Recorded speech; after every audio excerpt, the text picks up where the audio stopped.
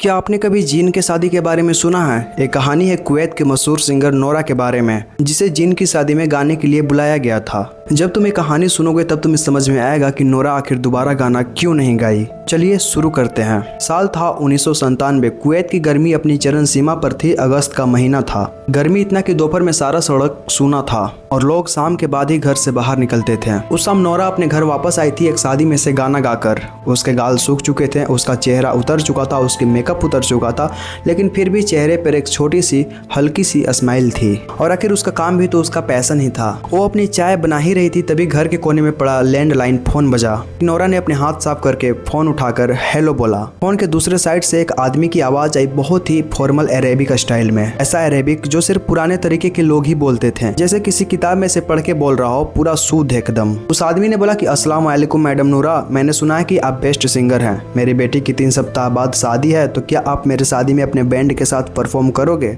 Nora पूरी तरह से सरप्राइज्ड हो गए कि नॉर्मल लोग तो ऐसे कैजुअली बात करते हैं, लेकिन इस आदमी का टोन बहुत ही अलग, बहुत ही रेस्पेक्टफुल था। फिर नोरा ने अपनी डायरी निकालकर उस पर अपनी डेट्स चेक किए। फिर नोरा ने कहा कि जी मैं इस डेट पे फ्री हूँ, आप अपना लोकेशन और डिटेल्स भेज दीजिए। फिर आदमी ने कहा कि शादी हमारी घर पे होगी, शहर से दूर। आप बस वाटर टैंक तक आना, वहाँ से कोई आपको मिल लेगा, वहाँ से वो आपको लोकेशन तक ले जाएगा। फिर नोरा पेंसिल से वो सारी डिटेल्स नोट कर ली। फिर नोरा ने कैजुअली पूछा कि ब्राइड का नाम क्या है। फिर वो आदमी थोड़ा रुक के बोला कि समय पे पहुंच जाना, सब कुछ रेडी मिलेगा। उसके बाद फोन कट हो गया।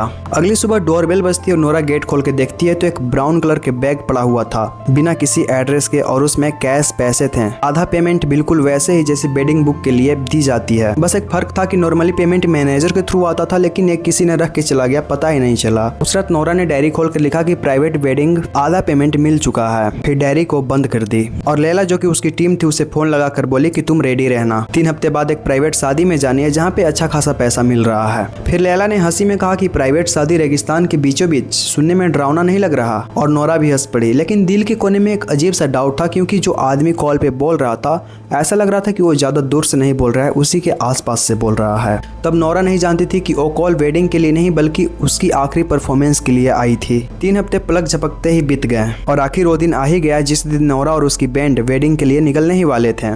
गर्मी अपनी चरम सीमा पर थी। अगस्त का शाम था। हवा में धूल और आसमान में लाल सूरज धीरे धीरे डूब रहा था। 7 बजे के बाद नोरा और उसके बैंड निकल पड़े। अच्छा, नोरा के क्रू में कौन कौन थे जान लो।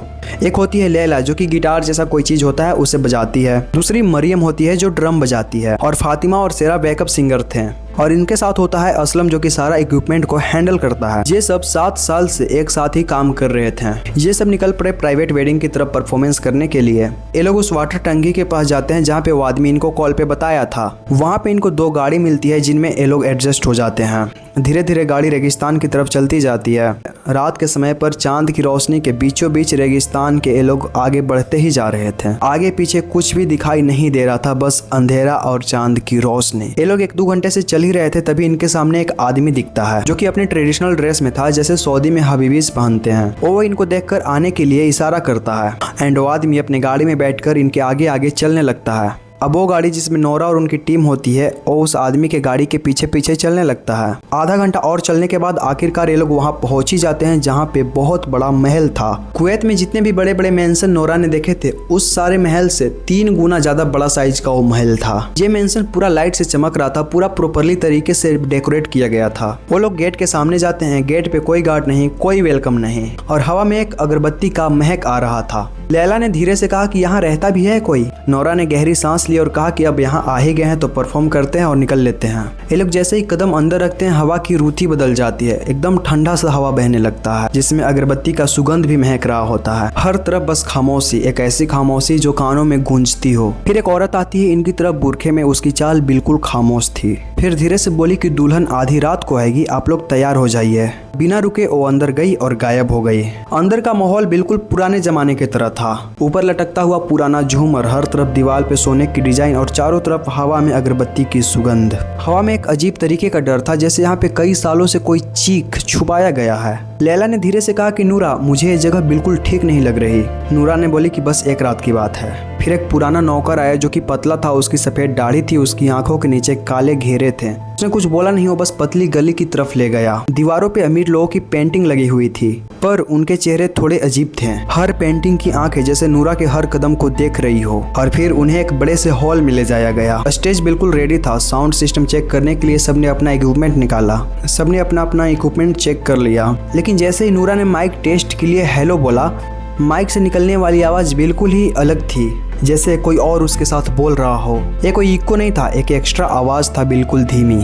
नोरा ने फिर से टेस्ट किया हेलो, लेकिन इस बार कुछ नहीं, सिर्फ खामोशी। लैला ने नर्वस होकर कहा कि यहाँ की इको थोड़ा अजीब है। अब जैसे ये लोग लाइट चेक किए तो पूरा का पूरा हॉल चमक गया। टेबल पे चांदी की प्लेट्स, ग्लासेस और सफेद कपड़ा रखा हुआ था। एक बहुत ही बड़ा सेटअप, पर कोई मेहमान नहीं, बस कुर्सियां थी और कुर्सी के ऊपर काला नकाब पड़ा हुआ था। सारा ने फिर मजाक में कहा कि लगता है कि दुल्हन और दुल्हन के सारे मेहमान भूत हैं, और सब हंसने लग गए। पर वो हंसी ज़्यादा देर तक नहीं टिकी, धीरे धीरे मेहमान आने लग गए। नूरा ने फिर गाना शुरू किया, एक ट्रेडिशनल वेलकम सॉन्ग। सबने तालियां बजाई और एंजॉय करने लगे। सब डांस कर रहे थे, लेकिन उस डांस में कुछ अलग था।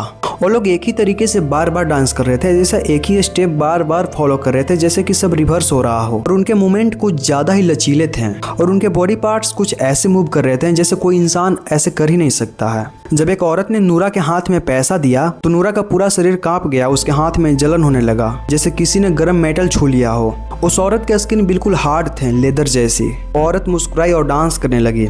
स्टेज पे जितने भी नूरा के टीममेट्स हैं, सबके चेहरे पे खौफ था। फातिमा की हाथ कांप रहे थे। सब तो काम कर रहे थे स्टेज पे, लेकिन सबके चेहरे पे खौफ था। सफेद पड़ गया था सबका चेहरा। रात बीतती गई, लेकिन कोई दुल्हन नहीं आई, बस डांस डांस और डांस। जब नूरा ने मेहमानों की पैर देखे तो बिल्कुल सुन्न हो गई, डर गई।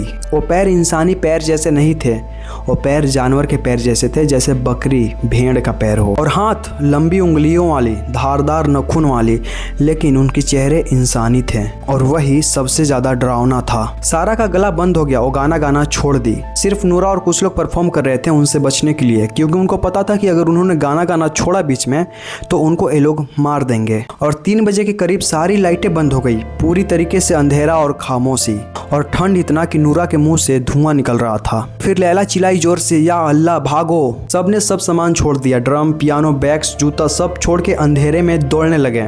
महल की गलियां भूल भुलैया की तरफ बदलती जा रही थी, लेकिन कैसे भी करके ये लोग बाहर निकले रेगिस्तान के खुले आसमान के नीचे। उन्होंने गाड़ी स्टार्ट की और बिना रुके सीधे भागे। तब तक सुबह होने लगी थी। फिर इन्होंने एक जगह रुककर चैन की सांस ली। अगले दिन नूरा पुलिस के पास गई। पुलिस वालों ने चेक किया तो वाटर टैंक तो था, लेकिन थोड़ा सा आगे जाकर देखते हैं तो वहाँ पे कोई महल नहीं था। महल का नाम निशान ही नहीं था। बाद में नूरा ने रिकॉर्ड्स चेक किए तो पता चला कि वहाँ पे एक महल था, लेकिन 1987 में वो जलकर खत्म हो गया। उसके बाद उस आदमी का फोन नंबर भी डिस्कनेक्ट हो गया जिसने बुकिंग किया था कॉल करके।